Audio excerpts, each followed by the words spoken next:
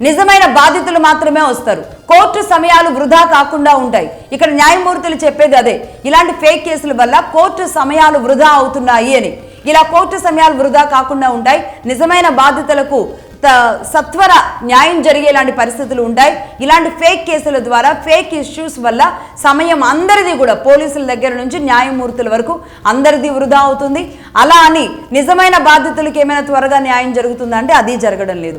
ఈ విధంగా ఒక చైన్ లింక్ లాగా సమస్య జటిలమవుతూ ఉన్నప్పటికీ కూడా ఎందుకో మరి ప్రభుత్వాలు ఆలోచించట్లేదు.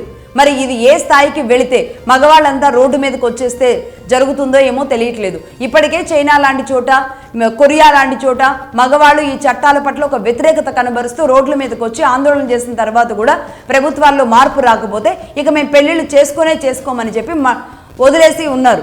అలాంటి పరిస్థితి భారతదేశంలో వచ్చే వరకు కూడా కేంద్ర ప్రభుత్వాలు, రాష్ట్ర ప్రభుత్వాలు ఎవరో కూడా స్పందించేలాంటి పరిస్థితులు అయితే కనిపించడం లేదు. బట్ ఇక్కడ కూడా సుప్రీంకోర్టు న్యాయమూర్తి నాగరత్న గారు ఇలాంటి విషయాలని కఠినంగా, సూటిగా చెప్పడం ద్వారా కాస్తో కూస్తో ఒక ఊరట ఈ మగవాళ్ళకి, మగ జాతికి అని చెప్పాలి.